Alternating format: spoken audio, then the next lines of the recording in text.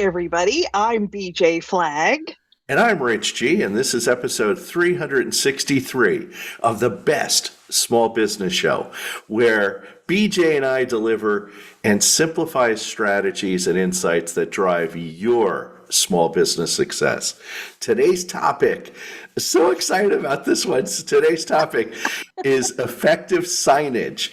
Top 10 tips for small businesses. I'm so I know. It This a is lot so of me. a lot of people out there are probably going, "Oh, this is a boring one." People don't No, it realize isn't. how important signage is to their business. I know. And you know what? A lot of people say, oh, I'm remote. My business is remote. Do you know how many different types of signage you actually need when you go to a trade show, when you go do different things? Please give me a break. Listen up. Today, we are going to dive into the often overlooked and incredibly impactful topic of signage. Effective signage is crucial to your success, whether you're a brick and mortar store, whether you're service-based business, or even an online brand with a physical presence. This is all inclusive. It's not just about putting your name out there. It's about attracting customers and reinforcing your brand and making a memorable impression. Yeah, so let's get into this. We have top 10 tips for every Yes. small business you need to consider when it comes to signage. So buckle up. This is going to be an in-depth look. So we're going to go a little bit longer today, but I think you're going to enjoy each of the top 10 tips. Yes, it's So worth it. So let's dive right into the first one. Tip number one is understand your local signage regulations. And Right. this is Before you so do important. anything. This is so important because Go I ahead. talk to so many clients. I go, have you talked to town hall? Have you talked to Yeah, your city people about what the regulations are? It's right. easy to get excited about designing a bold or eye-catching sign, but you need to know the rules before you do this. Different cities and sometimes even different neighborhoods have specific regulations regarding signage. This can Yeah. include the size of the sign, the placement of the sign, the lighting of the sign, and even the content of your sign. So you really need to understand this. Yeah. And to avoid costly fines and the hassle of redesigning, relocating your sign, check with your local zoning office or town hall. This could be like just a momentary thing. Doesn't take you long at all. You'll find out exactly what you need, any permits, installation sometimes involves permits, and what the restrictions are in your area. You could also go online. A lot of the city halls and the town halls have everything online that you might need. But it might be even a meeting at the planning and zoning meeting. It's a good idea to consult your local signage company familiar with these regulations, and they can kind of help guide you through this process for sure. Yeah, because they don't want to have to do it again. You No, know, if most of the time the signage company or the company that you work with, they know the regulations of your oh community yeah, of things, and they'll say, no, you can't really do a flashing neon sign across the street from a school or something like that. You can't do that. So. right, right. And tip number two is choose the right location for your sign. Location, location, location. It's so important, not just in real estate, but also in signage. The placement of your sign can be a make or break depending on it, the effectiveness. You need to identify high visibility areas where your sign can catch the attention of potential customers. Absolutely. So, first thing is like maybe consider where your foot traffic is coming from. Are people walking by? You could have a bigger sign. You could have more words on it. But if they're driving by, you have a second or two to catch their eye. So you have to Yeah. go less and something that's more eye-catching. Are there any obstructions, such as trees, other signs, or even construction that could block the view of your sign? Also That's great. consider the height at which the sign is placed. Again, these are all things that the sign company should really know and understand. For storefronts, eye level is generally best for attracting pedestrians, Mhm. while higher placement may be better for drivers. BJ? And if you think about it, most, like if you're in a strip mall or a group of buildings, they're going to have exterior regulations about what all the signs look like. Think of our New Canaan office, black with white lettering. Yeah. So I needed to go along with that, even though that hurt. But so, think about that each time you do it. So at the end, remember, your goal is to make it as easy as possible for people to notice and read your sign. That's two things, notice and read. So Yes. let's jump into tip number 3, which is focus on clear and concise messaging. And I this is can't believe we have to say this. and BJ, I think you and I can both say there are really great signs, but there are a lot of bad signs out there that Yeah. they're not clear and they're not concise with their messaging. So, Right. in my opinion, one of small businesses' biggest mistakes is signage that is overloaded with information. They try to fit everything on the sign. Your sign needs to communicate the most important message in as few words as possible. And you know what? Using large, easy to read fonts, high contrast colors to ensure that your sign is quickly read and understood, even from a distance. If you're using a tagline, keep it short and memorable. Yeah. These are things in branding that you really try to, hammer home. Your sign should answer some very key questions. Who are you? What do you do? And why should someone care? So those are really, once you take care of all those, you're good. Let me give you an example. We offer a wide range of high quality products at an affordable price. A more effective sign might just say quality products, affordable prices. So shorter and more concise. Yeah, it's you don't want your sign to look like Las Vegas. Okay. BJ, why don't you take tip number 4? Okay. Tip number 4 is the incorporation of branding consistency. Your signage is an extension of your brand. So it's essential that it reflects your branding. This means the same colors, fonts, and logo marks that are representative of all your other marketing materials. So consistency is just huge. Also, this consistent branding across all your signage helps reinforce the brand recognition and ensure that your business is easily identifiable. Absolutely. So think about it.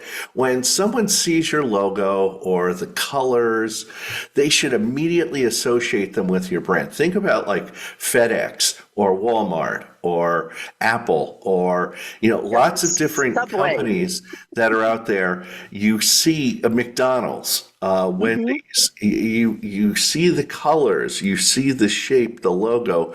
Your eye immediately says McDonald's. So if your Yeah. signage looks different from your business cards, your website, or social media profiles, it could create confusion and weaken your brand's impact. So your job and your marketing person and the signage person is to ensure that every sign, from your main storefront sign to minor directional signs inside your business, are cohesive and aligns with your overall brand identity. So make sure about that. Let's go to tip number 5, invest in quality materials. And this is a big one that I have to, so many people cheap out on this, but when it comes to signage, quality really does matter. Your sign is often the first impression people have of your business. And frankly, if it looks crappy, people are going to think of that about your business.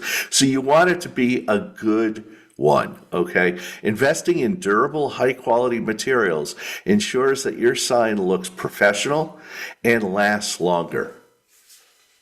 Depending on your business and its location, consider materials like metal, acrylic, and weather-resistant vinyl. These materials can withstand the elements and don't fade or deteriorate very quickly. Remember, a worn and damaged sign can send the wrong message about your business, making it seem as if you could be more professional, but you're not more professional. So it's a very big deal. While it might be tempting to save money by using cheaper materials, consider your signage an investment and the long-term value and visibility and reputation. It's worth it. That's something you don't cheap out on. So let me go into tip number 6. Utilize professional graphics and design. Yes, this is extremely important. If there's one area that you don't want to cut corners on, it's design. Professional graphics and design can make a world of difference in how your sign is perceived. A well-designed sign can elevate your brand and make your business stand out from the competition. Just think of all those signs that you see and you just kind of go, oh, well, that's what we want for you. We want people to love your sign. Yeah, and frankly, you could tell when a sign was done quickly, or just use that Zaf Chancery font, and we Comic all, Sans. if you don't know what Zaf Chancery font is, go look at some bad signs. They all use that font, but There we go. it's so funny how there are so many bad signs out there. So consider hiring a professional graphic designer or a printer who has a graphic designer who understands both design principles and the unique needs of signage. Okay, you don't want to go to a franchise that just wants to pump it out. They can help create a visually appealing sign that captures your brand's personality and message effectively. So you don't want to cheap out on this. Also, be sure to use high resolution images and graphics. I can't tell you how many people enlarge their logo and you could see it's slightly bitmapped or fuzzy. It's just amazing. Blurry or pixelated images can make your sign look amateurish. And the minute your sign looks amateurish, you look amateurish. So a professional designer will ensure that your sign's visuals are sharp and impactful. They're almost like the architect when you're building a house. The contractor is just going to build the house. The architect keeps their eye on every aspect of the building of the house, ensuring that it's going to come out right. And what's interesting that you say that is a lot of times the architect will get involved in the signage and making sure that the building is reinforced to be able to handle the weight. Their engineer will do a little bit of work to make sure that you have everything in order so that your sign will be able to, be supported. So, Yeah, you don't want your sign falling on your customers, No, thank you. No, So, thank you. so tip 7, consider lighting and visibility. Again, lighting is another critical factor in signage effectiveness because there's only a certain amount of light outside. You need to light it at night because people are passing by. A well-lit sign ensures that your business is visible day and night, attracting customers even after the sun goes down. There are several lighting options to consider, such as LED lights, backlighting, spotlighting, depending on the style and placement of your sign. And again, your sign person is going to really know all of the options and tell you the pricing and the effectiveness and that sort of thing. And, I want to go back to that concept of if your business runs at night, because yours is located in a dimly lit place. Illuminating a sign is a must. Like that, you just absolutely have to do that. It not only increases your visibility, but it also enhances the overall appearance of your business, making it more inviting for potential customers. A lot of people feel safer, Yeah. if it's well lit outside of your building. And remember to, regularly check your lights for functionality and whether they're working properly. Right, Rich? I mean, that's really important. Absolutely. And if you live in the northern climates, you have to worry about snow and stuff and how your sign's going to look if there's 2 feet of snow out there. Yes. Are the bulbs going to be covered? Is there an electrical situation? So again, you're good at running your business. You need to get a good signage person and marketing person to help you do this. So. Yeah, for sure. And you know what? A dark or partially lit sign can be more harm than it is good, giving off the impression that your business is closed or poorly maintained. I've heard this from so many people who've cheaped out on getting, just these little gooseneck lights, just very minor. And they went, oh, I don't understand why people don't know we're open. Hmm, wonder if they can't see the sign. So it's always really important. Tip number 8 is maximize your curb appeal. This is so important. Don't forget the power of additional signage tools too. You've got your A-frames, lawn signs, window displays. All these things can play into your branding, which is fantastic. They're so effective at attracting walk-in traffic, especially in high, pedestrian areas. Again, check with town hall. Some people can't do it, some people can. The A-frame signs, also known as sandwich boards, are so great because you can bring them in at night. You can redo them if it's a chalkboard. They're just phenomenal. So, consider those. They can have the daily specials on it, upcoming events, or simply just catch the attention of, somebody walking by. We have a bookstore who does these pithy little things every day. Everybody looks for them, and then they put them on Instagram so we don't miss them. They're fantastic, great for social media, but they're also just good. They're going to draw in people into your store, especially if you're offering something unique and time sensitive, which is phenomenal. Lawn signs are inexpensive and advertise to the community. One of your neighbors has chosen your service. So think of a lawn service. Sometimes they'll ask the homeowner, can I put my sign out there while my guys are working? And we'll take it back. Most people say yes. It's just a fantastic way to kind of just promote the business for a little bit. Absolutely. Window displays are another excellent way to Oh, showcase your yeah. products and promotions, and because people are looking in your windows. And if it's the same stale stuff all the time, you're going to run into problems. So, Yeah. creative and eye catching window displays can entice people to stop, look, and enter your store. But make sure to keep them fresh and relevant by rotating your displays regularly to reflect current trends, current seasons, and or sales that you might be having.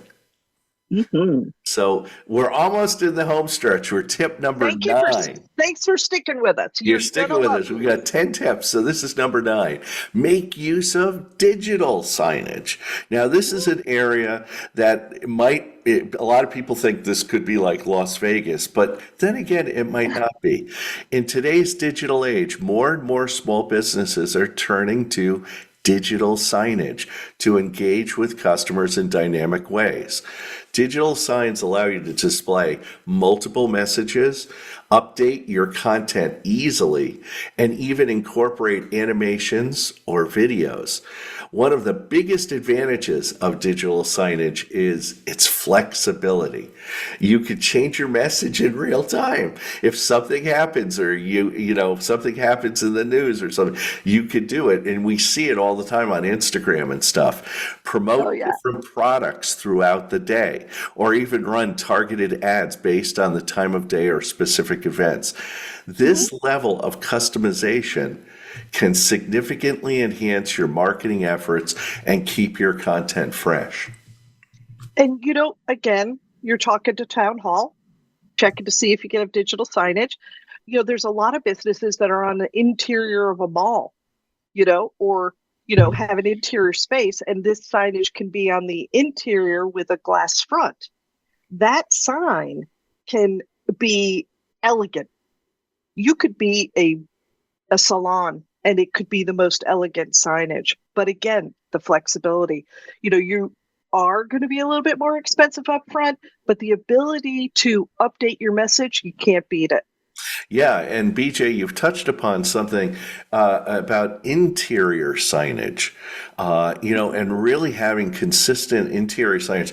I worked with a gym and I said, you really need to have a sign or a monitor above the when you first walk in, so you could advertise new products, new services, new packages, new things that you're offering. Yep. So when people are signing into the gym, they'll see that sort of thing.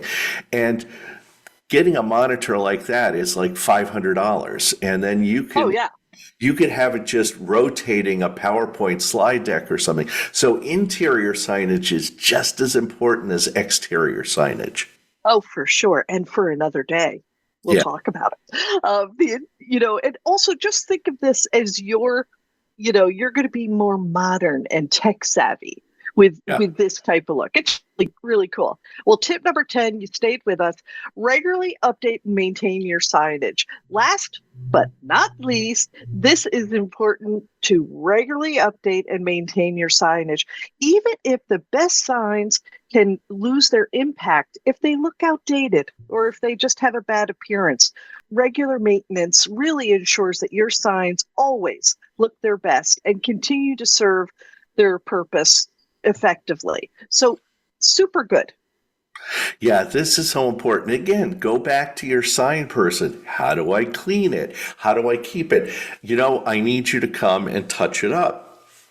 Yeah. Because if you're like in front of a law firm, if you have a sign out front in the grass and it has grass sticking to it and it's peeling and Yep. there's mold on it and a letter's fallen off, that reflects directly on your business. And people will look at it and go, I don't know if I want to go to that law firm or not. I So, don't know. and BJ, you're absolutely right. This includes cleaning your signs to remove any kind of dirt and grime, checking for damage and wear, and updating your messaging or design as needed. So if you're running a special promotion or if your business has undergone rebranding, make sure your signage reflects these changes. Consider setting a schedule for sign inspections and updates. This proactive approach will help catch any issues before they become bigger problems and ensure that your signage continues to attract and inform customers. I actually had this issue with my bank. I went, Yeah. I started going to the bank and the exterior signage was faded, and then it went from Ooh. faded to falling apart. And I Oh finally boy. went in and talked to the bank manager. I said, "Are you going to have your signs changed? Because honestly, your bank looks like it's going out of business." And they go, "Yeah, our national chain is sending us new signs." And it was kind of funny. Within like 30 days, they had all new signs. So it's so funny how Rich maybe G strikes again. I know, but I said your bank looks like they're going out of business. You're going to have a run Not on your good. bank if you don't change your signs. So. Oh my gosh. Well, listen, in conclusion, by following these tips, you can create signage that not only attracts customers, but also strengthens your brand and drives your business forward. Remember, your signage is often the first impression a person has of your business. So let's make it count. And that's a wrap. We invite you to share this episode on LinkedIn, Instagram, X, and TikTok with the hashtag The Best Small Business Show. Next week, BJ and I will be celebrating our 7th anniversary hosting this podcast. I Oh can't my believe God. it's been 7 I years. can't believe it. In the past 7 years, we have never missed a Tuesday delivering the best small business advice to our audience. And thank you for tuning in. If this episode has been valuable to you, take advantage of future insights. Subscribe, follow, and share it with budding entrepreneurs that can benefit from it. Your support helps us reach so many more people and make a significant impact. And to learn more and talk to our team, contact me, Rich G, at richg.com if you need a business coach to help you grow your business. And find my podcast partner, BJ Flagg, at newrenew.com for all your brand marketing needs. And thanks to our editor and producer, Richard Scalzo. Have an unbelievable week, and we'll catch you later.